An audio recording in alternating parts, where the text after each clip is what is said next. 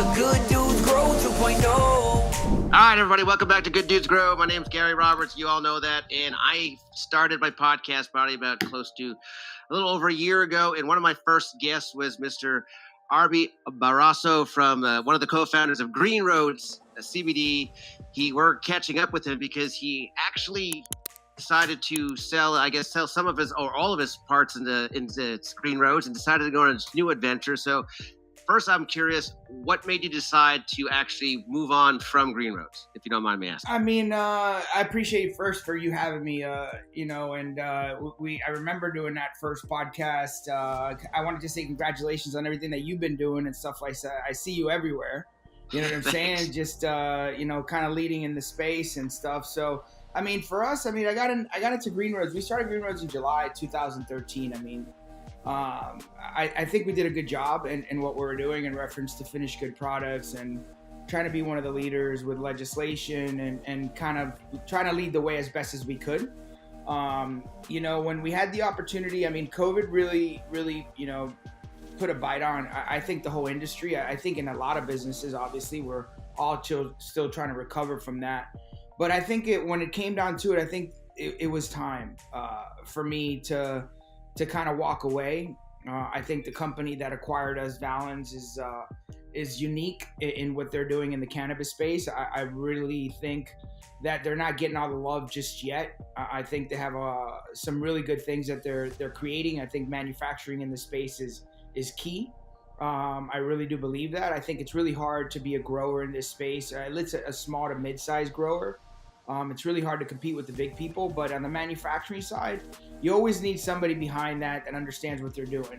We know that because we manufacture a lot of our products. I think we did a good job doing that, passing the QR code, the SB 1020 here in Florida, being one of the university's private partner, University of Florida. So when it came down to it, I think that the space was missing something, which was federal regulations. You're competing against everybody and not everybody's playing by the same rules, which I think makes this industry in the CBD market extremely complicated. I probably would have stayed if we would have had something final on the CBD space federally, because I think then, everybody would have been competing in the same playing field. When I saw that not happening, when we actually had phase one, FDA had come out on the previous administration, had some regulations that they had almost ready to put in play, and that made me really excited. I think if that would have gone through, I think it would have been a little bit harder for me to walk away or to even sell the business, to be honest with you, because I think that at that point things would have fallen more into play, and we would have continued to create, continue to be one of the leaders. But when you're trying to compete pricing and everybody's in a race to the bottom, I think the CBD space is in a serious struggle right now. You have everything out there that's, everybody's trying to create a million different things, whether it's tattoo cream or just something, a bed, CBD bed pillows, that the market has no regulations in it. And I think when that didn't finally happen, we did talk to the FDA on July 23rd. We did talk to OMB on July 30th, and that plan was in place. New administration comes into play, completely understand. They start ripping things apart. And that was one of the things that they ripped apart was that FDA possible rules and regulations that they were ready to announce. So that was the final straw, that broke the camel's back for me. And besides, I think the industry is in a little bit of a struggle. Plus, knowing that my non-competes, and I won't get too deep into that, but my non-compete doesn't allow me to touch CBD as primary ingredient or Delta 8. But if I would have stayed, it probably would have hampered my cannabis approach or anything I wanted to touch in cannabis. Functional mushrooms, which is something that I was looking at already previously to us getting acquired.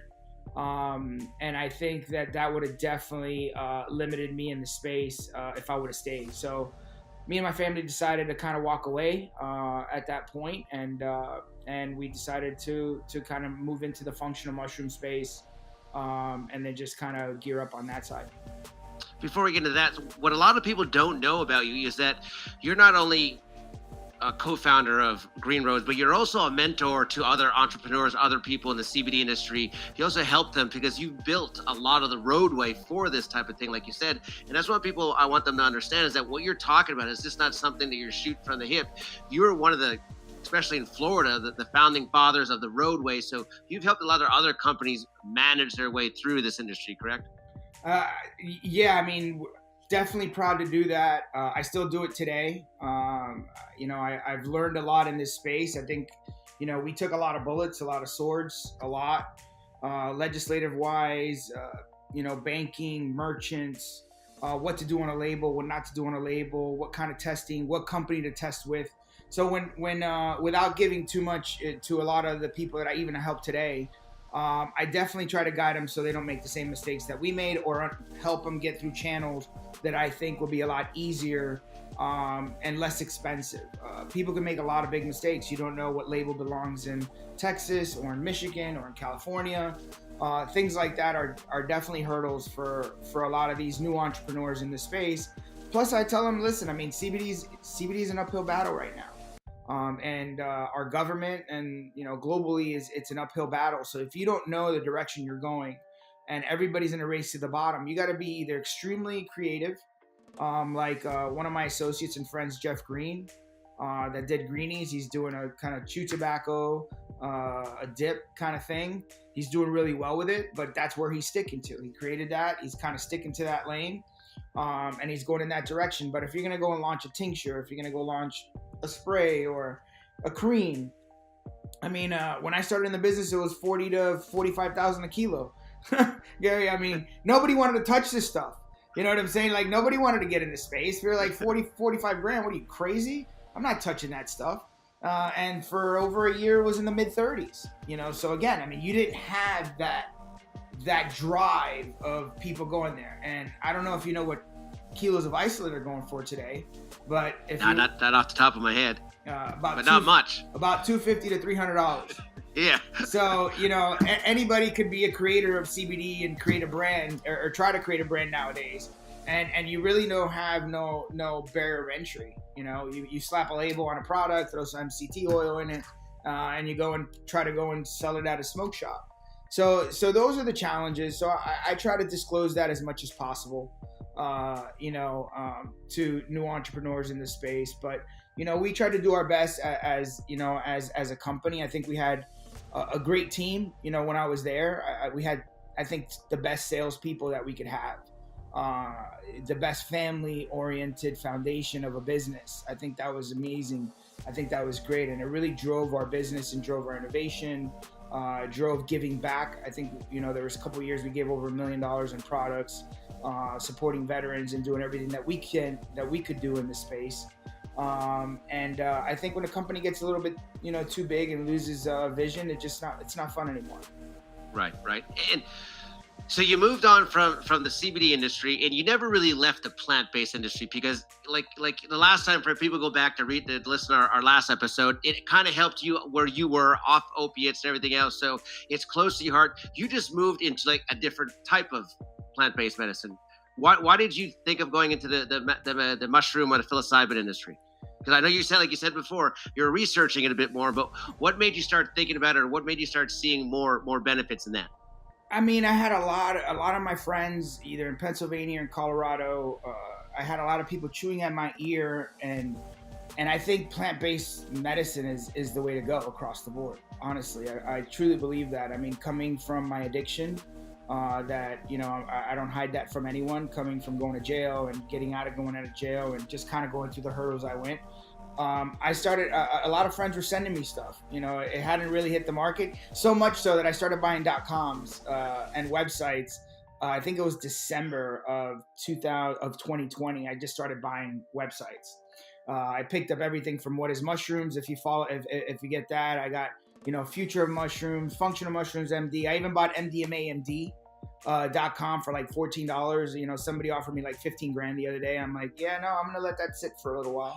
So it was like, You know, Good idea. I think I have over 500 .coms today, and I'm adding little by little. But now you go and look at one and they want like 15, 20 grand for it. It's similar to when I had Cannabis Life, .com and stuff, when it was just like pennies, or Green Roads that we paid $160,000 for.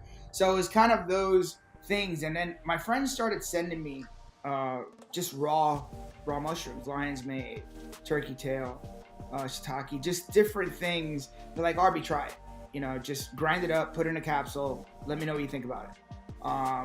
And it almost reminded me of almost the cannabinoid-based product when we first started.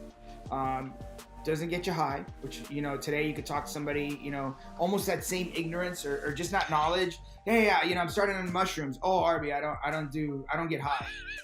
I'm like, dude, do you understand when you go to a restaurant, you order mushrooms on your steak or anything like that, it's almost in that same fashion. So I just started reading, and I'm educating myself as much as I can now on it. I'm obviously not an expert in it. But I think that's another thing that drives me, is that I want to educate myself, similar to when we started in CBD in 2011, and I was going through my addiction issues. I started reading up on what cannabinoids do and stuff like that, and it was so early in that space due to my addiction. So I think we're early on the functional mushroom side. I think what the cannabis and the CBD industry has done for this space is dramatic, because you see the fast pace of where this is going is incredible to me, compared to being in cannabis in 08, 09, just struggling every year to find out who's going to get on board. I mean, you got these states, even Florida's got legislation for research. Who would have thought? I mean, you got Dustin Robinson leading the charge on that side. I mean, what he's done for, Mr. Cannabis or Mr. Psychedelics, he's paving the way on a lot of these things. And I'm glad it's not me. This time, I'll be honest. I ain't gonna lie to you. I don't want anything to do with it. I put my time up in Tallahassee. If I have to, I will. But I'm glad that others are kind of leading that. I mean, we had Wonderland had an amazing psychedelic event this year. It was a great event. I was there. It was great. Dustin was there. I mean, we had Masha from ACS and what they're doing. You have DMT coming up. You have. Dustin's given. I think the University of Central Florida is studying now DMT. On patches, they're doing psilocybin, they're getting individual grants and raising money on that side. So I think what the cannabis and CBD industry has done is catapulted this psilocybin and mushrooms. And I think a lot of people, due to COVID, and the hard times that people have gone through that. I mean, you had the CDC come out and say 75% of people that have obesity or have issues or four-lining issues are the ones that are really, that are passing away more. So what we need to do is educate the people to be more healthy. I think that is the key to everything. And I think plants will do that. I don't think pharma, I think we had this conversation last. I think pharma has a space in our lives. But I think their bottom line is money. However we look at it, and stuff like that. And I think plant-based products and a healthy life will keep us a little bit more vigilant against new strains or just flus or influenzas or other sicknesses that are out there. So that's what kind of drove me, and it was really easy for me. I don't want to be long-winded on this, but it was kind of like same wheel well. It's pretty, it's same thing, educate a little bit, provide a consumer a good product, make sure you do your testing, give it to them. Like, we're doing a huge giveaway right now. We're only charging like $7.95 for shipping. Try and buy. Just try it. Get it in your hands. Take it for, every day for 30 days and call us back and purchase again if you feel it did something for you. So it's almost that same thing. Right. I agree. I see pharma and plant-based. I see pharma working more as the after effects, more as they wait till something goes bad kind of pill, whereas plant-based medicine can actually be let's be the preventative one. Let's make sure we don't have to go to pharma to where it's at the last moment and we have no choice to go that far. And that's the biggest thing in psychedelics right now, is that a lot of times, especially up in Canada, what they're doing now is they're waiting for the end of life studies and all that. And what we're trying to do is we're trying to work with some Canadian first responders and try and build a preventative type style. Because even for first responders right now, like I just got an email from my department saying, okay, we're going to do your usual life scan. Like we get a full body scan, full stress test, blood work, and everything else, trying to find medical conditions. But what about the brain? What about our mental wellness, our mental health? Why can't we have a preventative or a yearly scan of the mind? Sit down with somebody, let them go to a facility and have one treatment, because like psilocybin or psychedelics, we don't have to do on a daily basis. We can microdose, which is just as good, but if we need the bigger doses, we don't have to do it daily. The results last for months, even a year or close to a year at a time. So we can do it on a yearly basis, keep the people from waiting till we get to the last minute and having those problems. That's just my personal opinion. I think you hit it. I think it's right on the nose. I mean, honestly, I think the mind controls, I think, a huge part of what our life and what our body feels like. If you're down or depressed, it affects your body. You might eat too much. You might eat the wrong things. So if we have a sound mind, just like a homeostasis and your body, and we're able to fight off all these other things, pharma should be almost one of the last results. And I agree with that. I think we should have all different types of scans. I microdose now. I started in end of January. My guys started kind of sending me some things. I ended up doing 5-MeO DMT on June 2nd, which was a life-changing experience for me. Right before we closed on our business. It really kind of breaks down a lot of these things. I had something, I went in with an intention on it. We had a shaman come to the house and had about 5 friends come here. We all did it individually, and it was amazing, the experience we had. I really believe that these alternative plants and medicine is definitely a direction that the world should go on. We should be preventative, get ourselves checked. Blood work is huge. Full blood works are always good. You can kind of maintain where your body's at. And then having these opportunities to microdose, have something prescribed, 1 day on, 2 days off, whatever you want to look at. You want to have something specific. Hey, you want to have more of a body high. Let's go in this direction. You want to have more mental high. Great. We should have these type of centers and opportunities for people, instead of being just so hard up on everything, especially how divisive we are, today in the world. We should definitely, I think those things can kind of bring us together. 100%. I couldn't agree with you more than 100%. So if people actually wanted to reach out, try your stuff, like you said, you're doing a special right now, where would they go to actually read up more about on it? We just launched our page on December 19th. It's myzahav, myzahav.com. They could go there. We have 3 products that we've finalized right now. We're creating more. We'll actually be at TPE now at the end of January in Vegas from the 26th to the 28th is the show. We'll be there from the 25th through the 29th. Come back for 4 days, back out February 1st, back to Vegas for Champs from February 2nd to the 4th. And then we'll be at ASD end of February, which is February 27th through March 2nd. So we're developing as time goes on. We're not going to launch 20 products. We want to dial in. We have a matcha that's coming out. That's like Mudwater, great company, Mudwater. I mean, one product, they're almost $1 billion company. So we did something similar to them that we'll be launching now at the show. So we have a lot of new things coming out. Still in the cannabinoid space, I have a company called Shrooms with a Z. That's a little bit more alternative, more smoke shop, head shop kind of style. We have an HHC mixed in with Lion's Made, 1,000 milligrams, about 970 milligrams of HHC, about the same of Lion's Made. We have a Reishi mixed in with a D10 that we're launching on vape pens, on disposables. We have edibles that way, and we've gotten great results from it. It's different. I think the mixture of both of them give you a little bit of, even though Lion's Made is not psychedelic, I think the mixtures of that plant and the combination of that gives you a little bit of a different feeling. I felt it. It doesn't feel the same as if I just do HHC. And I'm not too much of a guy who smokes a lot of cannabis, but the HHC is probably one of my favorites just due to the fact that it's really heavy on the body. Body high, and not so much mentally. And I don't think I could fit any more disasters in my brain, so I try to stay away from that. So let me ask you, in case anybody's wondering, because like you said, education is the key. If anybody wanted to buy these and they were worried about getting drug testing, do you think there would be any issues with any of these products? Not with my Zahav. So Zahav itself does not have anything in there. You can go to, even though you go to Life Extension, all these other places, they don't have a lot of these things. The Lion's Made for focus, and Reishi kind of relax, anxiety, body, immune booster. No, absolutely. You could definitely pass the test on shrooms with HHC. Absolutely not. Do not take that. If you're looking to if you're going to get drug tested and stuff like that. So again, I mean, it's almost like CBD, but CBD was still a cannabinoid. You positively, go positive on that. But yeah, no, not an issue with that. But if you really want to get a lot of education on that, I'm telling you, go to whatismushrooms.com. There's nothing being sold there at all. It's all education, whether it's psilocybin, cooking, videos, anything that you want to look at.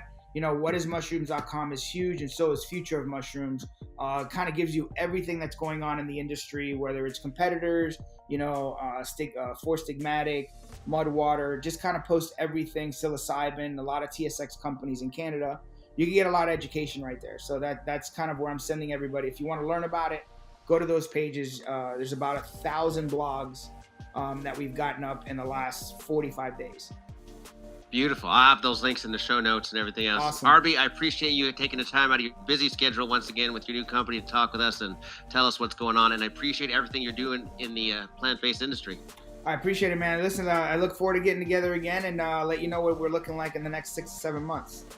Definitely, 100%. Definitely looking forward to catching up. Thank you, my brother. Hey, I appreciate you having me. Thank you. Later, guys.